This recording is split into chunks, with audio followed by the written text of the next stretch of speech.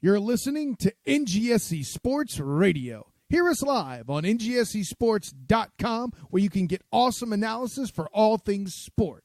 Or check out our podcasts on iHeartRadio, Spreaker, iTunes, TuneIn, and much more. For our latest videos, head to NGSC Sports YouTube channel. Follow us on Twitter at NGSC Sports and like us on Facebook. NGSC Sports. We never stop.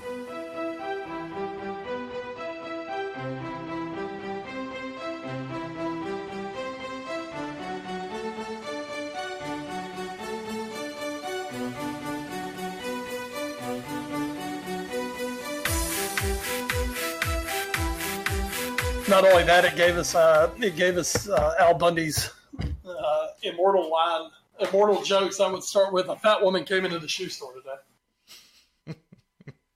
Oh my goodness, her cloven hooves.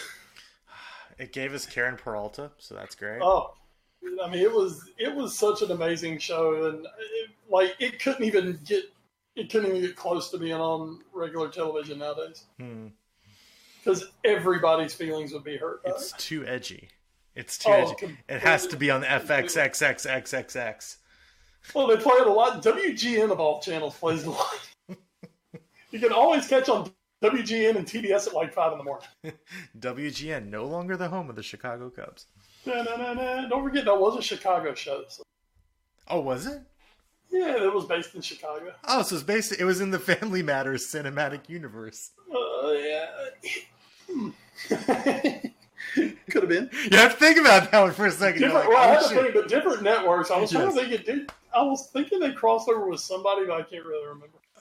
Was there? Let's. They would take little shots at other shows too, I'm sure like they very would. subtle little shots. Married with Children crossover. What do we have? The television crossover universe, Married with Children. Ooh. Let's see. Ow. Wait, what?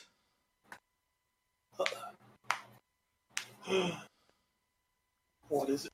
I'm so confused. If they've got some crossovers, probably like some old rando ass Fox shows. I'm trying to understand what this website is trying to say. I don't care. I don't know what this website is trying to say. That's fan fiction. No, I don't want fan fiction. No, God, no, not about Married with Children. Most of it will sex and Kelly Bundy. Wait, this is a great one. This is this fan fiction story is a crossover between Married with Children, CSI New York, Supernatural, Quantum Leap, and Wizards of Waverly Place. Yeah, I'm out on that. What the fuck? Yeah, I'm out on that one. Oh, that's great. Oh, that's so stupid. Oh, dearest. Oh, God, this one might be even better. Married with Children, crossing over with Naruto. Done. You're welcome, America. No, you're not American. Welcome to the Foreign Affair podcast, everyone. Oh, Married with Children ex Naruto. Oh, that's so good. That's so good. I am Edward Green, joined, I think, still as always, by my colleague in crime, Wes Bradshaw, here for episode 297 of the podcast. We, of course, have a big one for you today. We have a Premier League review to do of the weekend that was, which includes the Foreign Affair Derby, which has pundits going crazy and more rational pundits being less crazy. We'll also, of course, have the FA Club replay review. The FA Club? The FA Club. Maybe. We'll see. So we can get the replay results as well as the official round 4 draw now in place. We'll also, of course, have news and notes where we're going to be branching out a little bit today. We'll also have the watch for... ... And that will end the show. That's great. Okay, here's your... I think we need to start off. Sure. As much as I hate to say, I think the So Elite Raw segment may be going on a hiatus. Okay, so let's just say it's on a hiatus. Okay. Will it come back? You'll have to tune in to see. So here's what we can do. Anytime I find random wrestling facts, I'm just gonna throw them out here in this opening rundown I do. Like, hey, AEW is expanding to a second night. Good for them. That's your So Elite Raw for the week. So that is. Or if something like big does happen, we'll touch on it. But folks, I'm just telling you. With my life schedule, I don't have time to watch 19 hours of televised wrestling a week. Who has the time? Who has the time? And that's before the 7-hour pay-per-views. I'm sorry. We've had a good run on this. Yeah. We've had a good run with Sully. Yeah, we had a better run than Raw did. Yeah. Our ratings were probably on par. So. There you go. So we'll close out the show with the Watch 4. It's a great episode. As always, the podcast is presented by NGSC Sports and NGSCsports.com. We never stop. And I am definitely not stalling for time here to go onto my phone and check something out to make sure I get this Why would you even have to do that? I mean, we don't have to stall on this show. No. It's not like it's live. No. It's not like we can't just hit a pause button. Hey guys, that was a great schwitz I just took. And Ed, I'm sure you found what you were looking for by now, right? I did. Thank you. Don't break the immersion. Plausibly live podcasting. We do, on a quick serious note, everyone. This would normally be the part of the podcast where I on the spot make some sort of dumb connection between whoever's sad this week and body pillows. Maybe the Clemson Tigers? Maybe. That would be what I would normally do in this part of the podcast this week. Unfortunately, again, on a bit of a serious note, I am not going to be doing that anymore. Because Alicia of Alicia's Pills and Things has become ill.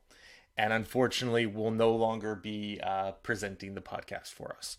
So we do wish her well in her recovery from the Foreign Affair podcast, and best of luck to her going forward. So just, if you guys are out there, hug your body pillow just a little bit closer tonight. She's still making my Spartak Moscow body pillow, right? Yes, absolutely. That's definitely happening. So shout out one last time in a non-sponsorship capacity to Alicia's Pillows and Things. So there you go.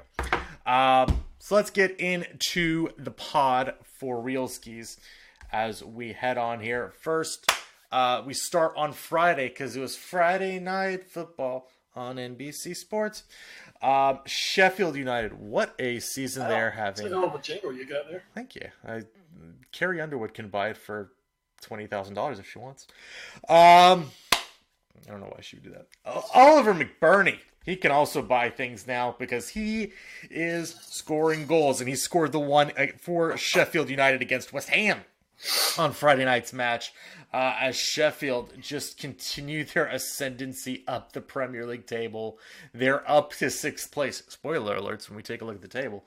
But Sheffield United, an amazing season, keeps on keeping on against West Ham. That new manager bump already seems to have come to an end for that. It's like an anti-bump when you bring in David Moyes. It might be. There's a lot of anti-spiral energy from Mr. Moyes. Arsenal gets a 1-1 draw at Crystal Palace. Their man Pierre-Emerick Aubameyang, very, very crucial in this match for both teams. He gets the lone goal for Arsenal, but also picks up a red card, a straight red card, which means he will be missing the next couple matches for the Gunners. Jordan Ayew, not when Arsenal was down to 10 men, did pick up the equalizer for Palace. Unfortunately for them, they were not able to get one to win it all when they were up a man for the last 20 minutes or so. But Palace does get the point as Arsenal fails to win yet another road match. Chelsea, hey, Big win for them over Burnley, 3-0. Tammy Abraham and Callum Hudson-Odoi. The youngsters still getting on the score sheet for Frank Lampard's men as they get a big win at Stamford Bridge. Everton, hey! Carlo Ancelotti's turning it around, baby. They get a 1-0 win. Yeah. They get a 1-0 man. They get a 1-0 win against Brighton. Hey, all that Duncan Ferguson talk, it's in the past. It's fine. Duncan disorder. Oh, it's still great. They get a 1-0 victory through a goal from Richarlison in the first half. Southampton. Southampton turning it around this year. 2-1 winners at Leicester. Danny Ings. I've somewhat jokingly said a couple weeks ago, hey, maybe Danny Ings should overtake Pierre-Emerick Aubameyang for Premier League MVP. I'm not joking anymore. Danny Ings might actually be the Premier League MVP. His 14th goal of the season for Southampton, and I mean it's already been done to death. But Wes, as you had the somewhat star-crossed experience, we'll call it, with him at Liverpool, it's so good to see him have a bounce back from the injuries that plagued him there, and to just be scoring goals for fun now at Southampton. It very much is, and we'd like to thank him at Liverpool for the basically double profit that he brought us from the sale of him to Southampton, and B, the fact that going to Southampton, he's continuing his good work for Liverpool as basically, our South End agent. He's scored all these goals, scoring them against us. Yeah. I actually did score one against us this year, but made sure we were winning, so it's okay. So Danny, keep scoring those goals, lad. Keep scoring the goals, lad. He's doing great, and he really, but really is, and with the injury to Harry Kane, might be a good chance for him to get back into England. So, yeah, I mean, Gareth Southgate's got to be looking for a striker, and I mean, geez, you only got maybe the most informed striker in the league standing right there, so begging to get back in England. So, and I couldn't remember who actually said it, if it was Southgate or Vardy himself, but it was pretty much made clear that Vardy was not unretiring. Yeah, I think that's kind of like both of them. Yeah, so I think they're both on the same page of that. So yeah, good for Danny Ingsy though, as not just continuing the goodwill for Liverpool, but also Liverpool giving back to Southampton for all they took from them over the years. They finally gave it back at a fee, of course, a modest fee, but they're finally giving back to Southampton and maybe saving. Thanks for Mane and Van Dijk. Yeah, there you go. Maybe not Lala. Maybe saving Southampton's season in the process. Not Nathaniel Klein. Yeah, I was about to say, remember Nathaniel Klein? Remember that guy? Oh, man. Oh, God, there was one worse. And oh, Jesus, I've still forgotten. It was so bad, I forgot who it was. It was the big striker. We brought in the same year with Balotelli. Oh, my God. I feel so bad right now because the dude was like a huge Liverpool fan. Oh, that's unfortunate. And, you just do your thing. I'm going to look it up. Sure, and just go for randomly interject his name. Yeah, absolutely. Manchester United breezes past Norwich 4-0. Rashford with a brace in the first 50 minutes. Martial following up just after Rashford's second. And then Mason Greenwood also getting his name on the score sheet in the 76th minute to get United an easy victory over the Ricky Lambert! There you go. Good old Ricky Lambert. Wow. Oh, I don't know. Wolves. This is an interesting game. Wolves and Newcastle got their scoring out of the way very early on. Leander Dundonker with the goal in the 14th minute for Wolves as an equalizer to Newcastle's opening goal from Miguel Almiron in the 7th minute of that one.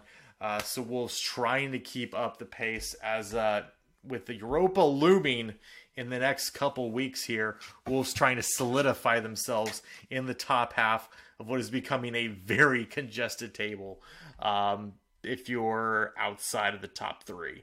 So this is getting very dicey for teams. And then on Sunday,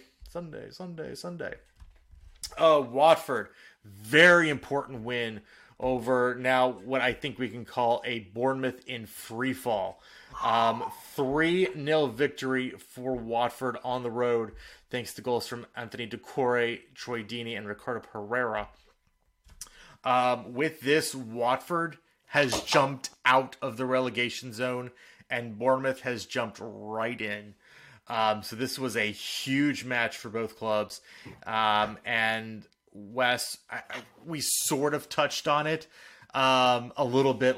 I think it was either last week or 2 weeks ago, about how safe is Eddie Howe's job. And I know you mentioned that, it seems like Bournemouth sort of know what they have with him and have seen the injuries that have plagued this team. I guess if there's, I guess I'll just ask again though, with them now firmly in the relegation zone, is there a chance Bournemouth do end up making a move? I mean, you'd have to think they'd want to do it before the end of the January transfer window if they were going to do it at all, but could we see it? Go ahead. If for no other reason than the new they're getting to a point where they need something to go right. And, the thing is, too, Eddie Howe's been there 11 years. Yeah. I mean, the guy, he's an institution. He is, unless someone wants to go way back to a day that obviously I don't remember. Eddie Howe's the best manager ever at Bournemouth, at least that we know of. Yes. So, it would be so hard to give him the axe, but at the same time, we've seen this with elite top-level managers. We've seen it with the likes of, maybe a Jurgen Klopp at the end of his Dortmund run. We've seen it, obviously, with Arsene Wenger. Sometimes it's like you've just been there long enough, and it's not saying that you're not a fantastic coach or manager, but at the time, it might just be like, okay, I've done what I can here. It's time for something else. Pochettino, look at Pochettino. Right, yeah, absolutely. No one's saying Poch isn't a great manager. But you know what? It's time for Poch to do it somewhere else. No one was saying Klopp had lost it at Dortmund, but he had lost Dortmund. It was time for something else. It might be that time for Eddie Howe. Yeah, and that would be a darn shame for the Cherries, who have given us so much joy since they've been up in the Premier League these last couple of years. Then Man City, well, they might not win the title, but they're still prone to having matches like this. Poor Aston Villa. 6-1 is the score line at the end of the day there. Riyad Mahrez with a brace, Aguero, the Coon with a hattie, and Gabriel Jesus with the sixth goal in that one. Again, Aston Villa does get one super late on to save something, but City just so strong when they get on a roll. Still in matches here in the Premier League, as long as they don't have to defend too much, they're doing still really well. And then finally, Wes, in the Afford Fair Podcast Derby, it was Tottenham 0, Liverpool 1. It was a 37th minute goal from Roberto Firmino that was the difference in this one, in a match that had television pundits shaking their head at Jose Mourinho's tactics, and then other more statistically inclined and more nuanced people who happen to write for The Athletic going, no, actually the plan was fine. Plan was actually pretty good. Just didn't work out today, but still pretty good plan overall. I guess, Wes, of course, get your thoughts on the match. And what I'll ask you is, and then I'll talk a little bit, just really quickly about one of Tottenham's players who was very big on the day. But did Tottenham maybe show how Liverpool could be beaten? Not necessarily how they can, but how maybe they could be beaten. Did Josie maybe show a bit of a blueprint in this match? Well, to start with, Jose Mourinho just has the blueprint on how to fuck with Liverpool. Yes. We know this. Jose Mourinho does not like Liverpool. He's made that quite clear over the years. And part of it is because, and I didn't realize, I kind of heard this as a throwaway line this weekend. I don't think this is the whole story, but apparently somebody made the comment that, well, Mourinho hasn't liked Liverpool since they chose Benitez over him in 2003. Oh, okay. Yeah, I don't think that's the whole story. Yeah, probably not. No, they were big time in talks with Josie about bringing him to back then, but then, you know, Robin came with basically a fully open checkbook at Chelsea and was like, how about Josie said, I like that, and that sounds good to me. So, anyway, I mean, the thing is, I don't think it's so much a blueprint on how to beat Liverpool. I mean, I think Liverpool is a team that, I mean, it's not like this huge secret on how to beat them. It's just, can anybody actually do it? I mean, I think a lot of it comes down to, you know, Liverpool are just so in sync right now as a squad. And they have good players. And they have a good idea of what. And they do things that make people very uncomfortable. And then at the back, you know, you've got the best goalkeeper in the world and the best center back in the world. That's kind of hard just to, I have a game plan on how to beat the best in the world. Okay. I thought with Mourinho, I mean, we knew what he was going to do. You basically got a version of the Tottenham bus stuff. Mm-hmm. I mean, there were times, he started with 5 at the back, and I could have sworn at times there were 9 at the back. It was a hybrid, yeah. A hybrid it 4 was, or 5. And the thing is, when, you know, you wouldn't expect the Man City to do that. You wouldn't expect, say, last year Spurs under Poch when they were humming to do that. Mm-hmm. But, I mean, Mourinho has shown that when he doesn't feel his team is matching up that great with the other team, he'll park and he'll play on the counter. And you know what? They played really well on the counter. They know Liverpool plays that high line. So, and it kind of seems like the Tottenham we're turning into seeing now is the long ball, put it over the top and let's run onto it. That's the Tottenham we're kind of seeing. With no Harry Kane, he had to play with it even more. So you've got Son, 2 guys who, God, they wake up every morning like, ooh, can I chase the ball today? Can I chase the ball today? And that's what they want to do. So, you know, you do it. And they did well with Tottenham.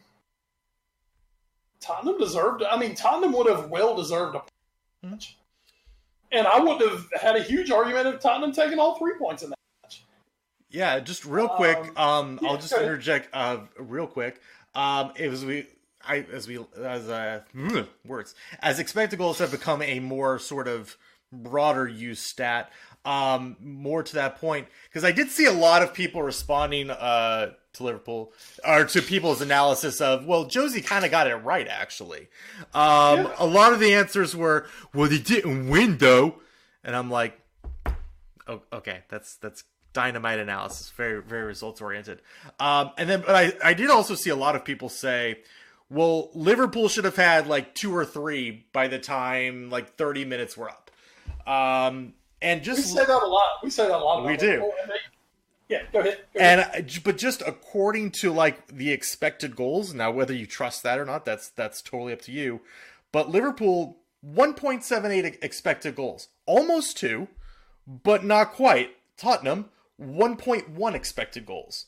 So maybe a fair result would have been 2-1 Liverpool. A fair result could have also been 1-1. You know, 2-0 could have also been a result. But I think that's the idea. I think this is just sort of enhancing what you're saying is Liverpool, even though they had some chances, didn't exactly run away with the match I ever felt. And then in the last 20-25 minutes, with the introduction of Lo Celso especially, to get some fresh legs, and of course Eric Lamela as well, noted shithouser Eric Lamela, it did give Tottenham some of their best chances in the game, and how Lo Celso missed his, I'm still not quite sure. You want to know the best thing I heard about Lo Celso's miss this week? Please. He hit it too well. Yeah. If he had scuffed it, that thing would have gone in 900 times out of 899. You know, it would have gone in. So if he had just scuffed it, it would have gone in easily. But he hit it he hit it like too true, and it just went wild. Yeah. It was a total, oh my God, like my stomach was in my throat at the moment that happened. I was like, son of a bitch, oh my God, how in God's name did he miss that? I think Allison was thinking the exact same thing. Yeah. So I do think it was a good showing by Tottenham in that regard. So I will put it that way for you. So you could, but I'll let you take the reins back. 3-0 would have been a fair score. 1-1 would have been a fair score. I'm a firm believer in momentum and things just happening because that's the way shit's going. And for Liverpool, obviously, that's the way shit's going. You know, people want to jump on Mourinho or, you know, say something about it. Or, well, why didn't you get, you know, or people are disappointed. Well, why didn't you take points? Oh, I don't know, because Liverpool's taken 88 out of the last possible 90. Yep. Because nobody's taking points off Liverpool at this. With the win, Liverpool are the first team ever in Europe's top 5 leagues to take 61 of 63 to start a season. I mean, when we talk about they're breaking records and throwing up numbers, you know what? They're not doing it the way City did a few years ago with the 5-0s. It's not 5-0 every week. It's not beautiful flowing football, but what it is the most effective football in all of Europe. It is a team who, you know, Liverpool aren't playing just to get a point. Liverpool are playing to win a match. And that's something that sometimes gets lost during seasons. You know, I mean, shit, look at Liverpool last year. We lost one match. So this year it's kind of like, all right, we're not going to draw anything. We're just going to fucking win everything. And like I say, it's, you know, Liverpool have top players. They have we said arguably last year is the best manager in the world. I think for 2019, 2020, he's the best manager in the world. I think they can claim legit maybe 3 of the best players in the world at their position. If you want to talk about the fullbacks, you can say maybe 4 or 5 of the best players in the world at their position. And they've got a hunger to go and win it all this year. And it's a perfect storm this year for Liverpool. You can't judge Tottenham based on that. You can't. Right now, it's hard to judge other teams based on what they do against Liverpool. Because right now, there are 2 teams you can judge anything positive about what they've done against Liverpool. That's United and Napoli. So, I mean, those are like the only 2 that have taken any sort of points off Liverpool this year. So, and I'm sorry, Aston Villa in the yeah, you know, against our under 18s, you know, yeah, I guess so. Hey, Everton didn't take points against them. So Everton didn't take points against our under 16s. There you go. So let's give Aston Villa a little bit of credit for that. Yeah, we gotta give Aston Villa some credit. Damn, they did better than Everton. Yeah, there you go. But I think to go at Mourinho or go at Tottenham or try to make any conclusion on the Tottenham project right now under Mourinho after this match, it's a little just ridiculous. I mean, you can't right now. You can't hold against teams what they're doing against Liverpool. So I mean, there were some pluses the other day for Spurs. They're gonna have to adjust without Harry Kane, which I'm hearing April. I've heard some say he's not coming back and he might sit out Euros this summer. Yep, I've heard that too. I think that was Mourinho. Yeah. Yep. Go figure. Mourinho's in that camp. But you know, I was really impressed with Tottenham the other day, and especially once they brought in Lo Celso and Lamela. And also on top of that, Liverpool were looking gassed. This is a Liverpool team that has played a shit ton of football the last 8 weeks. Yeah. I mean, a shit ton. And they've had injuries, which that crisis should be coming back around a little bit right now. Chance Fabinho is going to be in the squad on Sunday against United. Sunday against United. Lovren and Matip are back in training. So Liverpool are coming around, which is, Jesus God, that's even scarier. But, you know, so Liverpool are fine, but with Tottenham, they're going to have to make their adjustments. They have made a move in the window. I'll talk about that a little later. I wouldn't be shocked to see them make another move. Yeah, there's been talk of Piatek. To try to help out with that whole Harry Kane not being there thing. Yeah. So, if Tottenham can continue to keep evolving under Mourinho, here's the thing. 4th place is not running away. Yeah. Yes, Chelsea won this week, but 4th place is not running away. I'm still... One thing that has me not completely sold on Chelsea is, the kids have played well thus far into the season, but they haven't played under this pressure for an entire season. Yeah, it's a long season. And, you think about we're a little over halfway through the season now, but we still got a good little ways to go. Plus, they've got European commitments. So, we'll see. For Tottenham, top 4 is not out of the question, but they need to start putting some points on the board soon. Yeah. Can't give away too many more. I've also seen... But good news for them, they're done playing Liverpool. So. There you go.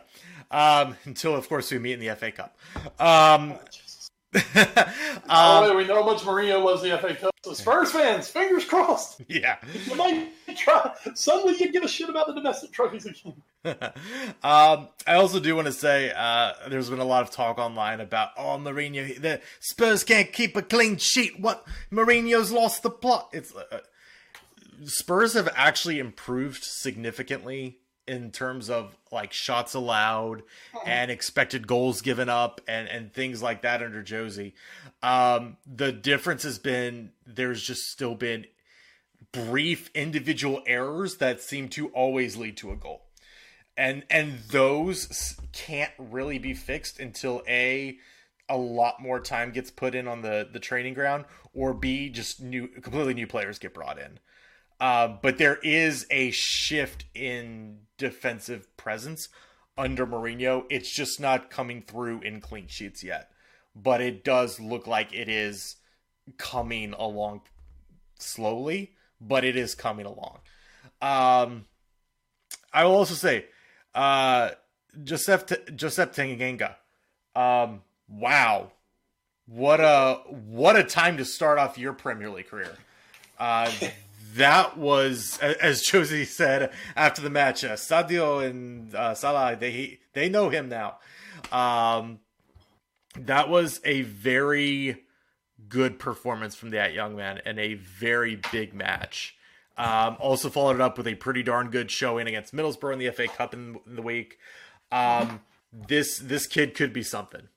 Not the absolute world ender, amazing player. But he could be a good one. I am very excited. This has been one of the best breakthroughs of the year so far for Spurs. So and it seems and it's a position they need help in. Yeah. Let's be real. That's why he's gotten in, because of injury. Mm-hmm. Because in case you guys didn't know about Jose Mourinho, not exactly the biggest proponent of playing the kids until he's forced to, and then he wants to take all the credit for everything happening. Of course. But it's a position that they need help at.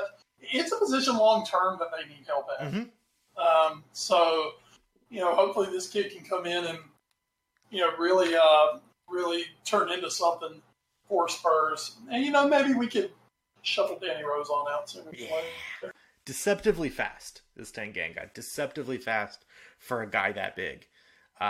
Granted, he's only 6 foot, but that's got into a clash with Andy Robb, which had some people scream for a red card, even though Tangale.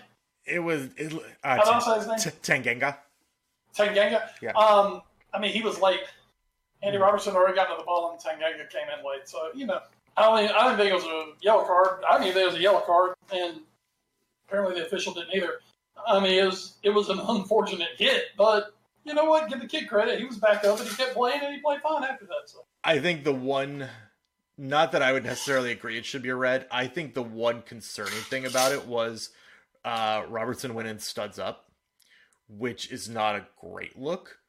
You're right. He did win the ball, but I think, and it was in real time. it was a brutal hit. Not like it looked bad until you really saw it. Yeah. And then it was like, oh, okay. So it did look rough to start with, but the kid got up after a minute or so. He got up and thank God. He kept going and didn't bitch out. Didn't pull what Danny Rose would have problems. I was like, why didn't he just stay down and act hurt for 5 minutes? God, that's the kind of tactical noose a veteran would know. Earn that red card, motherfucker. Come on, he'll learn. He'll learn under Josie.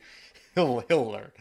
But yeah, that kid's hopefully going to be something. He has a good head on his shoulders. He seems very. I don't want to say egotistical, because it's not. He doesn't have an ego. Like Deli, even when he was coming up, he had like this aura about him that he had this like, I'm really good confidence to him. Tanganga seems like he has this very quiet self-confidence. Here in America, we see the cocky one. Yeah. But I wouldn't call it cocky. It was a guy where, like, somebody relayed the story. I can't remember if it was during the Liverpool match or if maybe, actually it was a preseason match when they went to, when they played the Bayern Munich preseason tournament thingy that they do. Sure. Tanganga was on the squad then, and apparently, like, Daniel Levy was down in the tunnel before the match and was shaking hands with people, and a lot of people wouldn't quite look at him like super, like, in the eye. There was some nerves. Tanganga goes right up to him, looks him in the eye, says, "How you doing?" Shakes his hand, and walks on. It's like, this kid gets it. And that's really good to see. So best of luck to him, and hopefully he does really And just clear, when I was saying cocky, I was saying more Deli. Yeah. Oh, no, of course. Of course. Yes. In his secret lab chair. I don't know about his brother, but I know about him. Just throwing it out there, Secret Lab. If you want to sponsor the Foreign Affair podcast and want to give us some great, comfy chairs, we'll accept them. I promise you we will. Tottenham get back right on the horse, I guess is what you want to call it, as they start the 7:30 match this Saturday at newly renewed hope Watford. So that's an important match for Tottenham, who, again, as Wes said, do need to start accumulating points if they want to challenge for that top four in earnest. At 10 a.m., you get the option of Arsenal versus Sheffield. That's a big one. Man City versus Palace. Southampton versus Wolves. West Ham, Everton, Norwich, Bournemouth, and Brighton versus Aston Villa. And at 12:30, Newcastle host Chelsea at St. James. On Sunday at 9 a.m., it's Burnley with Leicester. And then 11:30, it's Liverpool versus United, where surely nothing bad could possibly happen there. Tuesday, yeah, because you think, here's going to be a break at some point. No, there's not, silly goose. Tuesday, more matches coming. At 2:30, you have 5 options with Aston Villa, Watford, Everton, Newcastle, Palace, Southampton, Sheffield, Man City, and Bournemouth, Brighton. And at 3:15, it's Chelsea versus Arsenal in a battle at the Bridge. Then on Wednesday at 2:30, it's Leicester, West Ham, Tottenham hosting Norwich, and United versus Burnley at 3:15. And then on Thursday, after we do the next week's pod, Wolves will be taking on Liverpool at the Molineux. Oh, the Nick Petrovic West Bradshaw Derby resumes in earnest that week. That'll be. I'm just glad for Nick Petrovic. He gets to watch Wolves game that he doesn't have to go world countries anymore. There you go. It's a wonderful life for Mr. Petrovic. What can we say? As we take a look, that's until he watches Europa match. True. Yeah, not if you make it deep enough. That's what she said. Liverpool on top with 61 points. Man City at 47. Leicester now in third place with 45. Chelsea in fourth with 39. Man United in fifth with 34. And Sheffield United are in sixth with 32. Wolves and Tottenham right behind them. At the bottom of course, one more quick thing. Sure. Brought about last count. Still the 6 times. Oh, okay. Watford and West Ham both sit on 22 points, just outside the relegation zone. Aston Villa is in it with 21, but poised to break out with a win. Bournemouth sits on 20 points, and Norwich fading fast at 14 points, 8 adrift from safety. In the FA Cup, yeah, replays happen. Woo, big replays. Unless you're playing Everton. Yeah. Everton's out of here. Newcastle beats Rockdale 4-1 in their replay. Shrewsbury Town gets past championship side Bristol City 1-0. Cardiff and Carlisle play a 7-goal thriller. Cardiff gets the win against the League Two side 4-3. Reading beats Blackpool 2-0. Oh God, they delayed. Why was that one delayed? Tranmere Rovers and no, I have no idea. Tranmere Rovers and Watford got delayed till the 23rd of January for some reason. So there you go. United and Wolves played a similar match to their last one. Thankfully, someone actually scored a goal in this one. Unfortunately, it was United. As Manchester beats Wolves 1-0. Still wasn't Jesse Lingard, though. There never will be. Never again. Coventry City beats Bristol Rovers 3-0. And Tottenham has a mostly comfortable match against Middlesbrough where they win 2-1. A goal coming late on for Middlesbrough. But Lo Celso scoring the first FA Cup goal at New Tottenham Hotspur Stadium. And Eric Lamela also adding one in the first 15 minutes. So fourth round proper time. Here's your lineup in these matches. So that's so weird. Watford and Tranmere play on the 23rd, and then they turn right around and have to host Manchester United that weekend. It'll be great. Not a crazy draw at all.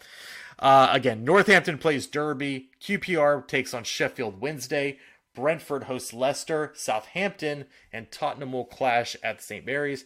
Millwall gets Sheffield United. Reading and Cardiff play in Reading. West Ham hosts West Brom in London. Burnley and Norwich will clash. Coventry City gets Birmingham City. Newcastle United hosts Oxford. Pompey will be playing host to Barnsley. Hull City gets Chelsea. Man City gets Fulham. The winner of Watford or Tranmere again will be hosting Manchester United. Liverpool heads to Shrewsbury Town. Oh, good old Shrewsbury's got to be loving that. Absolutely. Ticket sales galore, baby. The champions of Europe coming to Shrewsbury Town. And the once manager of Arsenal now takes on that club he almost went to go manage as Eddie Howe's Bournemouth host the Gunners. Again, that's the weekend of the 24th for fourth round proper. So, bully for that. Bully. Bully! So now we're going to head to news and notes. And I mentioned we're going to kind of do it. We're going to branch out a little bit today. And normally this would be the part where we start to pimp out the Athletic. And Wes, you're certainly free to pimp out any stories you may have read this week. I'm sure there's some great college football stories on there from the national championship game that took place this past Monday. But I almost got to think, especially since they're the ones that broke it, Major League Baseball suspended both Houston Astros manager A.J. Hinch as well as their general manager Jeff Lunhow for the entire 2020 season. They also had to give up their next 2 years' first and second round draft picks, fined $5 million, and former Astros assistant GM Brandon Taubman on baseball's ineligible list. Again, the story was broken by The Athletic. Lunhow and Hinch were then fired by the Astros, so they will not be with that organization any longer. And also Alex Cora, head coach of the Boston Red Sox, who was a part of the Astros during this sign-stealing investigation time period, was also fired or mutually parted ways with Boston. I believe that happened yesterday. Or no, actually it happened either yesterday or today, either one. But it did happen. It was yesterday. So, yeah. Wes, we haven't talked really about other sports besides soccer in a long while on this podcast. But this feels a little college football every now and then, but yeah. But this feels like a big enough story, and especially with a sport that we still do love in baseball, that we can talk about it for a few minutes. And absolutely. I think somebody basically said this is the biggest punishment since Pete Rose was banned for life for betting on baseball. These are very strong punishments. Cora's punishment still hasn't even come down yet. It is expected he will be punished in some way by Major League Baseball, even after being fired by the Red Sox. But this is, I don't. He's got to. I mean, he's got to at least put on. Well, Go ahead. All I was gonna say to bridge it to you was, this is one of the most dramatic suspensions outside of the whole PED thing, and a crazy story that only got crazier during this postseason. And I think we all knew something bad was coming to the Astros. I don't know if any of us thought it would be this much. All right, let's put this card on the table first. All right. I have zero problem on God's green earth with stealing signs. That's fair, yeah. Because for 100 years, that's what the hell they've been doing in baseball. Yeah, absolutely. Stealing signs is as big a part of the game as taking batting breath.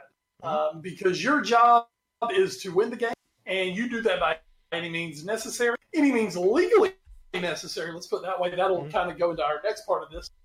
It's not, quote, illegal to steal signs. Not at all. I mean, you can't stop me sitting in a dugout looking at what you're saying. You can't stop that. Here's where you get into this murky area. It's one thing if I'm sitting there, watching you over a 3-game series, and in game 3, suddenly I catch it and I skip. They're putting on a hit and run. I got them. That's a hit and run. And we set up for a hit and run, and we nail you at second. We pitch out, we nail you at second. You know what? That's just me beating you sloppy. There was something I shared on Facebook from now a retired coach, baseball, professional baseball coach, was never a manager. But he said, we've got guys at your series before, if we're playing the Yankees this weekend on Tuesday night when you're playing Toronto, or Tuesday, Wednesday, Thursday, you're playing Toronto, I've got somebody there with a camera on your third base coach, and I'm trying to pick your signs. Where it gets murky is when suddenly you're doing it from the review room, and you're calling pitches based off a camera that you have set up on the catcher to try to steal his pitch sign. Yeah. That, to me, once you bring the real technology into it, you're getting away from what I call is kind of those unwritten baseball rules. It's gamesmanship.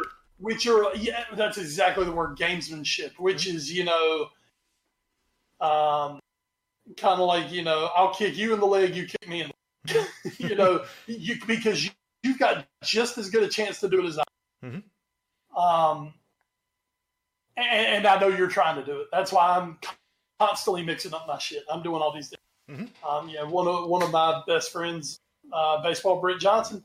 Britt will tell you, they're always working to change signs because they don't want their signs stolen. I've watched Britt sit there and figure out other people's signs before. He's been doing it since he was coaching Babe Ruth baseball. This is what happens. This is how, once again, it's gamesmanship. But sadly, what the Red Sox did in 2017 with the Apple Watch, what the Astros did in 2018, what the Red Sox, what the Astros did in 2017, and what the Red Sox in 2018, even though it kind of sounds like the Red Sox didn't have one quite as elaborate as Houston, what they did, to me, that's crossing the line. Yeah. And you know what, man? When the line is crossed, heads got to roll. Yeah. And for Alex Cora, and we love Alex Cora. Alex Cora came and won us a World Series. You win us a World Series in Boston, we love you. And we'll always look fondly back on that season where I think you'd argue that was one of the best baseball teams ever taken. What the Red Sox did in 2018. It was incredible. I don't really think this takes away from it too much. I don't say that it taints it. But suddenly you're kind of looking at it, it's like, I kind of have that feeling like, shit, I've got to defend this. Because I'm a Red Sox fan and I've got to defend my team. But at the same time, I think those suspensions were merited. AJ Hinch, wasn't actively doing it, but he knew about it, didn't stop it. Mm-hmm. General manager, it sounds like, knew about it, didn't stop it. Duquette's gone. You can't put it on Shane Bluth for the Red Sox. Mm-hmm. I mean, he wasn't even there. We just hired him. Not his fault. With the players, I kind of understand where they're coming from, not punishing the players, because, there's so much movement now that you're punishing other teams at that point who had absolutely nothing to do with this. Mm-hmm. So, are you going to turn around and punish the Yankees because Garrett Cole was on that team? Yes. I mean, exactly. No. There's a big name right there, which I don't know anything about Garrett Cole per se, but still. So I think it's what it is. The Red Sox are going to get as an organization, and I think the organizations deserve punishment. That's key. Mm-hmm. I think the Red Sox are going to get hit from this. I think it's going to hurt. It's going to hurt for Houston. Mm-hmm. It's going to be seen more down the line a little bit with the loss of the draft pick. Mm-hmm. Just organizational things. Boston is in kind of a pickle right now, organizationally as it is. Mm-hmm. They're suddenly, are they reevaluating how they're going to next season now? We got to go hire a manager. Yeah. I mean, we're in January. We're less than a month from pitchers and catchers report. We don't have a manager. Yeah. I say go sign Barrett. I say go hire Jason Barrett too, but that's me. That's but it might happen. We'll see. Yeah. But Boston, it's going to be an extremely interesting year now because we need a bounce back. Mm-hmm. We've already got the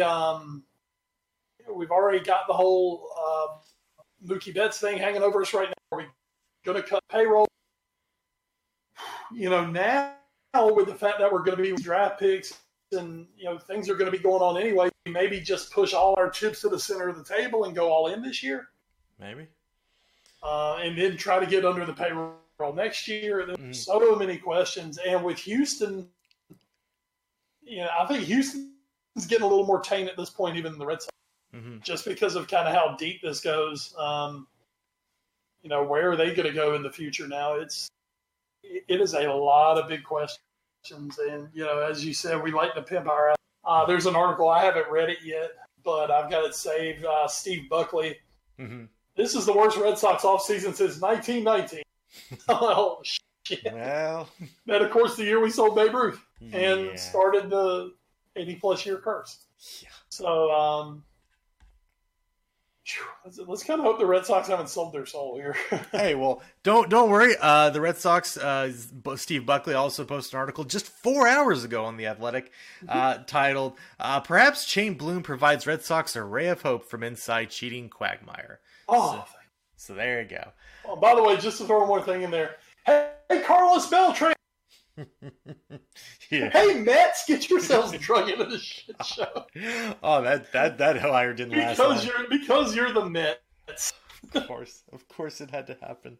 We're the Mets. We're the Mets. I think what I would come back to just to wrap this up. It's one of our favorite phrases of all time, and I think it applies very well to why the Astros are getting hit so hard, and why, as you mentioned, it's the general manager and the head coach taking such a big brunt of it and not the players. And that phrase is lack of institutional control. And that is what it's. Oh man, there you go. And we know how well that works in college sports. Hey SMU, how's it going, guys? Yeah. This isn't quite a death penalty for Houston. But it's not great. And it's, as you said, it's going to be very interesting to see where they go from here, as well as Boston, because especially as you mentioned with the Betts decision hanging into throughout this year and into next offseason, needing a good season is high up on the priority list for Boston after their 84 win season from 2019. So we'll see. This story is not over yet, and there may be more teams down the pipeline that get named. Name and shaming time. What have you got to lose, AJ Hinch? It's time to name and shame. Back to soccer news a little bit here. Real quick, I may have bit of good news, I guess. Manchester City fan gets 5-year ban for racist abuse of Raheem Sterling. Good job, guys. This racist bullshit needs to stop. So good on you. The CIES Football Observatory put out very recently their latest transfer evaluations, and how much players will be worth based on age, the length of their contract, what they play, where they play. Wes, would you like to guess? This is a fun game. We haven't done one of these in a while. Would you like to guess the top 5 highest valued players in the world, according to the CIES Football Observatory? I'm just going to throw names out there. You say yes or no. Okay, let's go. 5 guys. You ready? 5 guys. Kylian Mbappe. That's number one. That's number one with a bullet. Yeah, with a bullet. I mean, obviously it's Mbappe. Mm-hmm. Want to say Mo Salah's still on that list. He's 3rd. Okay. Let's go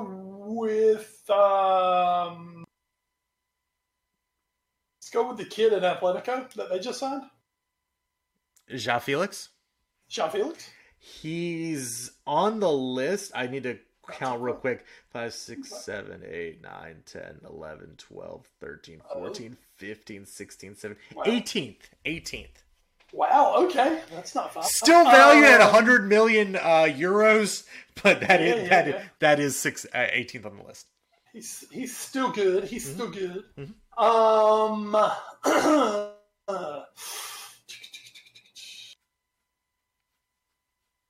I don't think Marcus Rashford's going to be top 5, but I bet he is 7th on the list. So you're right, not top 5. I'm kind of running out of ideas here, but I will try 1 or 2 more. Sure. Let's say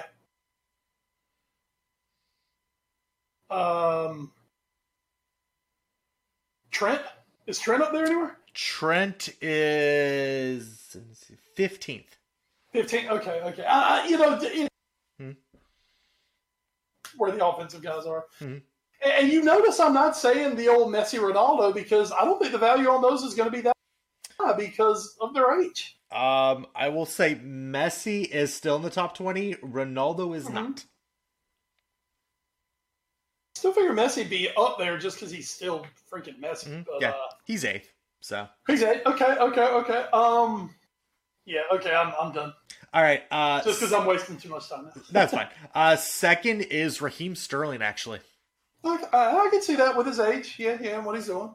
3rd, Salah. 4th, Jadon Sancho. Interesting. And 5th is Sadio Mane. Huh. I thought Mane would be. Mm-hmm. So. Yep. Kane is 6th. Then Rashford is 7th. Messi 8th.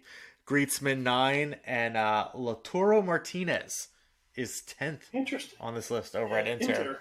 Yep. Inter. Very interesting top 5 considering 2 play for Liverpool. One is all over the Liverpool target list in Sancho, and one has his own Liverpool 2020 Mbappe campaigns. And of course, also Raheem Sterling, because he can't get away from Liverpool. That's why I said Sterling used to play for Liverpool. That's all I'm saying. Yes. One used to play for Liverpool. Yeah. So, So, we're well represented. And obviously the most expensive one in the world is obviously Jurgen. So there we go. The rest of the list includes at 11th, Gabriel Jesus. 12th is James Maddison. There you go. Well, I mean, when you take into account the age and plus with those guys, put in the fact that they're British. Yeah.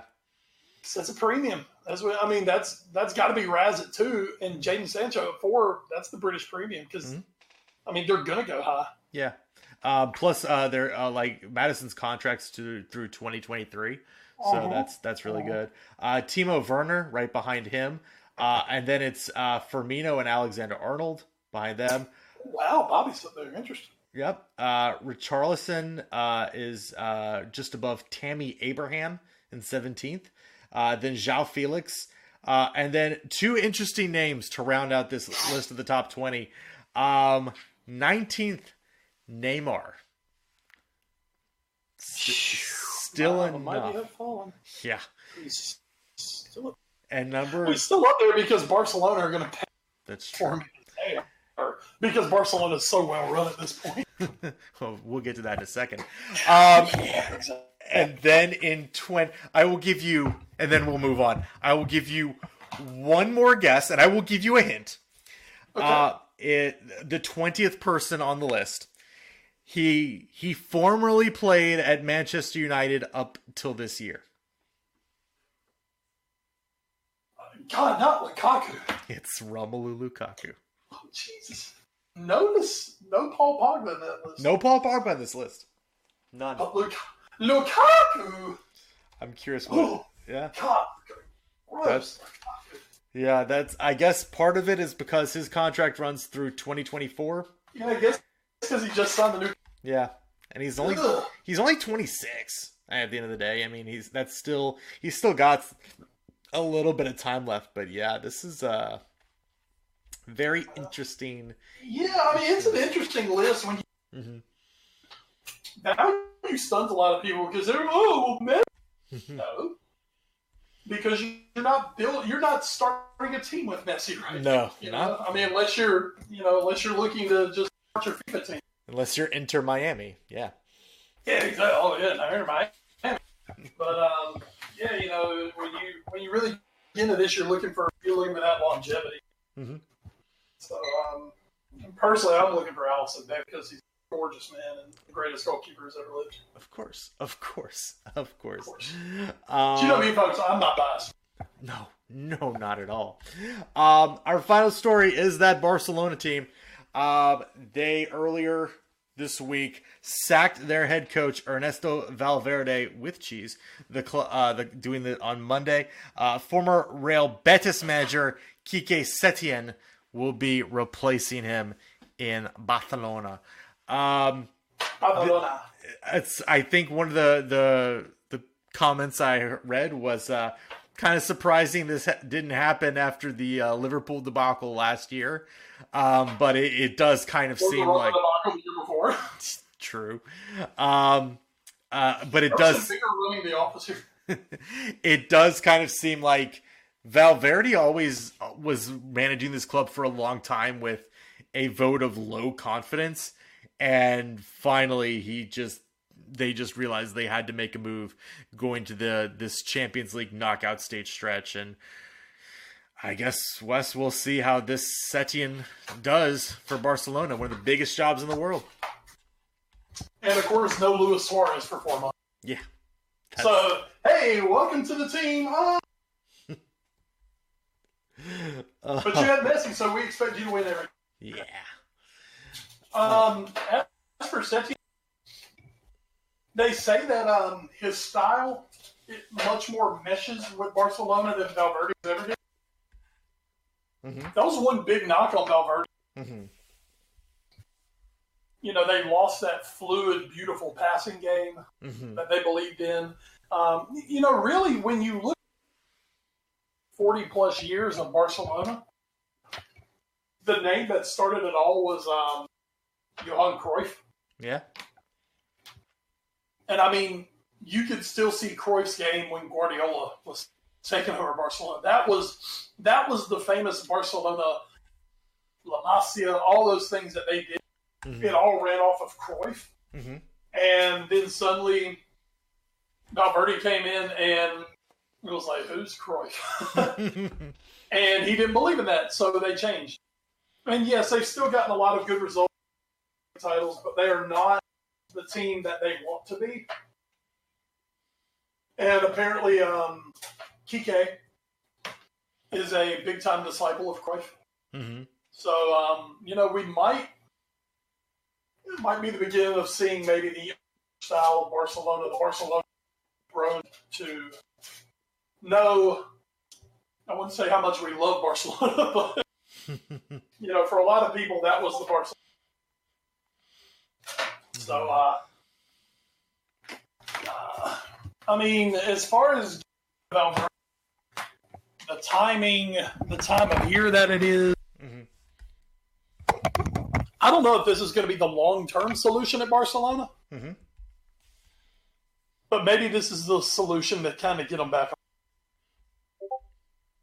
So, yeah. and two, in January, who are you? Mm-hmm. Pochettino's out there, but Ponch's made a statement saying he would never manage Barcelona because he managed. Yeah, Espanyol. Yep. Now that's it. If Barcelona comes knocking, you get the chance to manage Messi, or in that case, enter Miami. We'll see, but just not a lot of, maybe not the guy that you want to make the big replacement with at this point. But it's what it is. So, just real quick. I think it's a. Oh, go ahead. Overall, so. Real quick, I do want to just because we love bashing Ronaldo. Two real quick stories. One, Maurizio Sarri randomly bashing Lionel Messi and his Ballon d'Ors in his post-match press conference. I think either yesterday or today. That was really weird. And then this article coming just 4 hours ago from the Mirror. UEFA changed Team of the Year formation to fit in Cristiano Ronaldo. Ronaldo finished 4th in the fan-selected best 11 from UEFA in terms of forwards. So UEFA decided to go for a 4-2-4 formation. That 4-2-4 everybody's playing now. The revolutionary 4-2-4. 2 midfielders. That's all you need. You got 4 defensive backs, you got 4 forwards, and then just 2 midfielders. I mean, it's like... boy. Yeah. So, there you go. Thanks, UEFA. We want to watch something better. So we'll watch this. The Watch 4. Wes, what are you watching in the week that was or the week that will be? Television-wise, you guys know where I am. Still in The Sopranos. I'm getting near the end of 4. Excited. It was a working nights weekend, so I haven't had much time, but I got in a few episodes the last few days. But Ed. Yes. I have had the movie experience of 2020. Oh, boy. I know we're only 2 weeks in. But I believe today I saw what's going to be your Oscar for Best Picture. Okay. And no, it's not Crawl this time. Okay. I'm serious on this one. I went and saw 1917 today. Oh, yeah. I saw that. And it was magnificent. Good. Now, take the subject matter for what you will. I would suggest to you checking this movie out. And here's the single reason for the way this movie is shot. All in one take. Or a faked one take. Exactly. Yeah. It is a one take single shot. The entire movie. And it gives you the perspective of... So it's to give you a brief synopsis without spoiling. 2 young British soldiers are tasked with going across no man's land and making basically a 9-mile trek to deliver a letter. This is World War I, April 1917, World War I. The British, the Germans, they have got to deliver a message, an actual letter, to another unit, or else that unit is basically, they have discovered that unit's walking into a trap. Communication lines have been cut. And if they don't get this letter to them by dawn the next morning, this entire 1,600-man unit's basically going to be completely wiped. So they go on this trek, and it starts, it's got 2 soldiers, and basically with the camera, you're along as the third guy. That is how this entire movie is shot. Is you are like the third guy standing there with them. It is such a beautifully shot movie. The settings are magnificent. No Man's Land is an absolute nightmare. It is basically like walking through hell. And then you get to other points where it's beautiful. I mean, it's gorgeous. It's French farmland. It's claustrophobic at times. It's terrifying at times. It is an absolutely magnificent movie. It did well at the Golden Globe. Mm-hmm. which everything, of course, is the Golden Yeah. shadowed by the greatness of Ricky Gervais. But it did well there. There's a good chance it's going to win Best Picture at the Oscars. And I did see something interesting today. It said, guess what? There's a year we're actually watching movies that are going to win Oscars. And it was extremely, extremely good. Mm-hmm. So I would definitely recommend it. It is intense. There are some frightening parts of it. I mean, frightening not as frightening, but frightening as in, oh shit, my heart's beating, because you feel like you don't really have that detachment in this movie that you get with 1,000 different camera angles. It is such an interesting movie. I'm planning to go see it again. Well, just for the record, this is also obviously directed by Sam Mendes, who is no stranger to these sorts of movies. Also directed Skyfall, James Bond movie, Jarhead, Road to Perdition, American Beauty, and even Cabaret on TV back in 1993. Also in this movie is, of course, Benedictine Cumbersnatch. So good to see he's still getting work. I won't tell you where. Mark Strong's in it as well. Yeah, Mark Strong, Colin Firth. Basically most of the Kingsmen. Yeah, Andrew Scott is in it, so that's always good to see Cumberbatch and Scott doing something together again. So if they're British, they're probably in this movie. So there you go. Yeah, great pick. I will be going with a non-movie. Obviously stuff still going on. Superstore still going strong. The Good Place wrapping up here. We have just a few episodes to go. I know what I was going to do. I've been talking a lot about The Good Place on this podcast, and I've been relaying to Wes different things that I would compare it to, which don't really make sense when you consider that this is a 21.5-minute American sitcom on network television. I've compared it to Lost. I have compared a scene to Avengers Endgame. And now I'm going to do another one. Wes, did you ever watch Justified? Oh my God. One of my top 10 favorite shows of all time. You like that? Oh, and did you like the Timothy Oliphant? Oh, Ed, I'm getting all tingly on the inside. I'm not saying that's a reason to watch The Good Place, but maybe you should watch The Good Place. Are we getting shootouts in The Good Place? Maybe. I won't spoil it. Are we getting hillbilly holler? Oh man, good old Timo. Good old Timo. Raylan Gibbons. Oh, that's a beautiful hat he has. That's all I'll say. So yeah, Good Place. Check it out. It's 4 seasons, super short. What I am excited about though is starting this Sunday. Sunday is the 19th, correct? Yeah, that is correct. Yeah. Pete's birthday is on Saturday, the 18th. Hey. I'm sure he'll be so happy that he got shot. God, y'all talking that soccer shit again? Jesus. Oh, what's wrong with y'all? So much. I need to go to church. HBO's starting a new show called Avenue 5. I think I've mentioned this before. It's from the same person who created over in England. It was called In the Thick of It.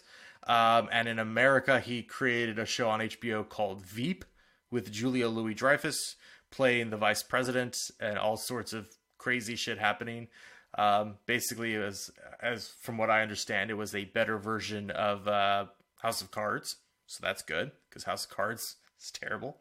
But Avenue 5 stars Hugh Laurie of House fame, as well as a couple other people you might know, like Josh Gad, and a couple other people that have been on HBO shows recently. And Hugh Laurie plays the captain of a space cruise ship, and then things go awry. As I would figure they would on a space cruise, unless we were doing. Mm-hmm. So what I'm holy shit, that was $1 billion idea. Yeah, there you go. Write that down. So what I'm thinking is, this is going to be a workplace comedy set on a ship in space that is slowly deteriorating. And we're gonna see a lot of interpersonal conflict based off that. So I'm excited because Hugh Laurie, one, he's back to doing an American accent, which is great. And two, if you need somebody to be a sarcastic asshole, few can do it better.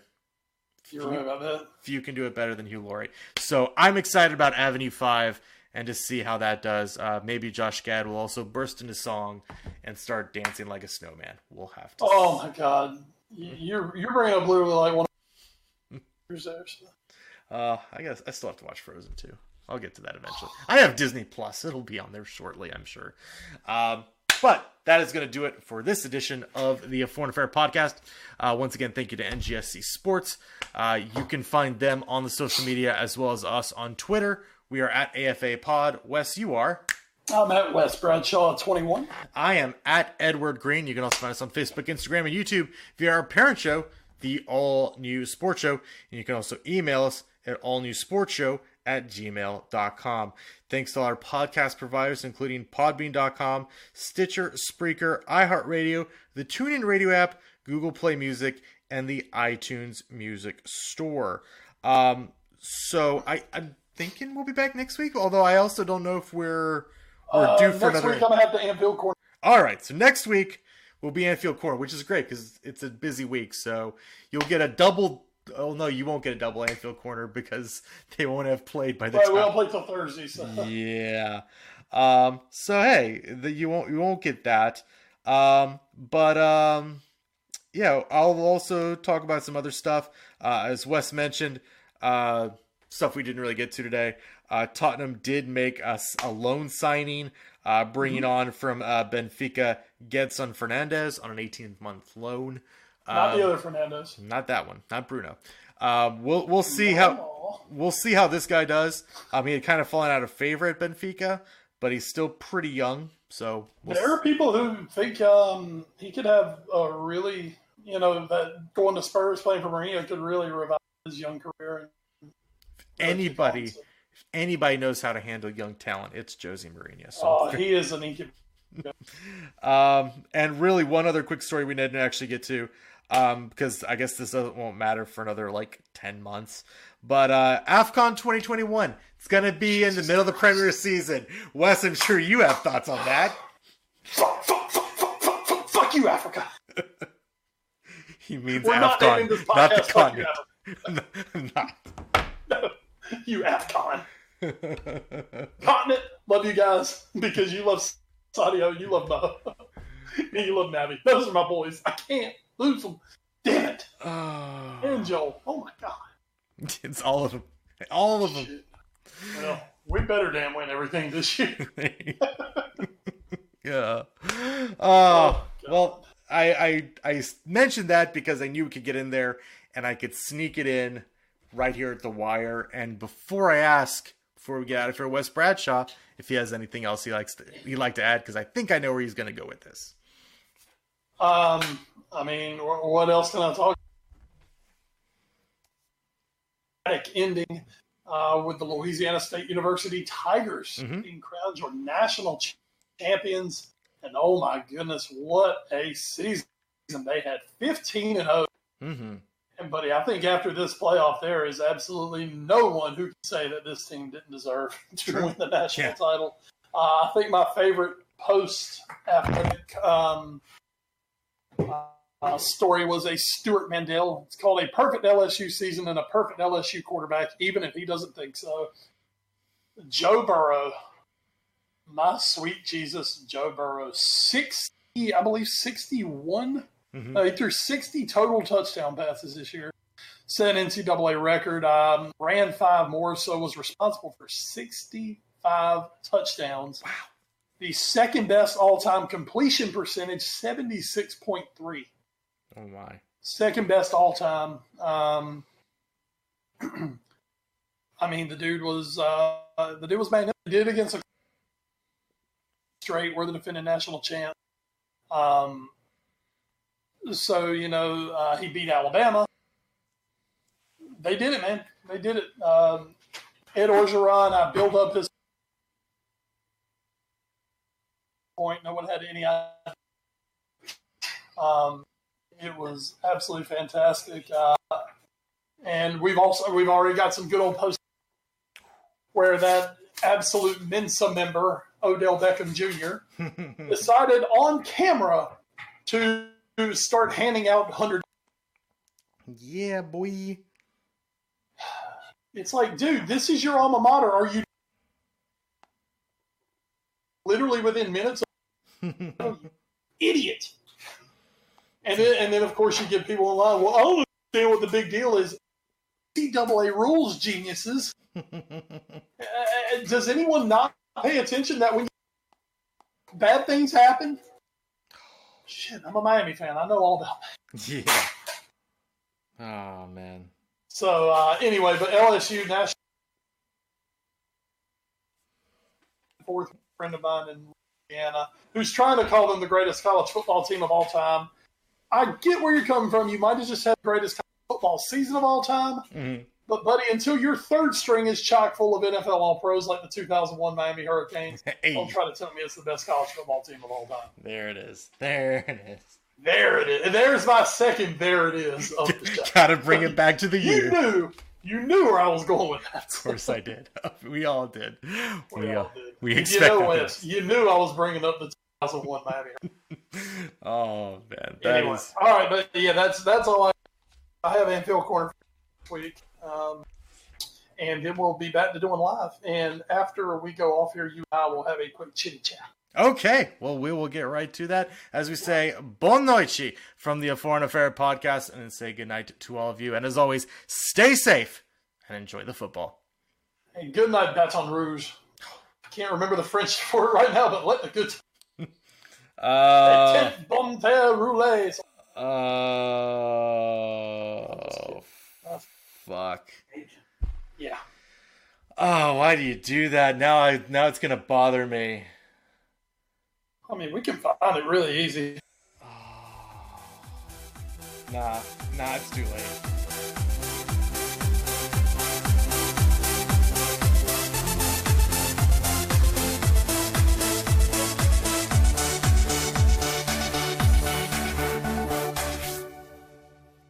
You're listening to NGSC Sports Radio. Hear us live on NGSCsports.com, where you can get awesome analysis for all things sport. Or check out our podcasts on iHeartRadio, Spreaker, iTunes, TuneIn, and much more. For our latest videos, head to NGSC Sports YouTube channel. Follow us on Twitter at NGSC Sports and like us on Facebook. NGSC Sports. We never stop.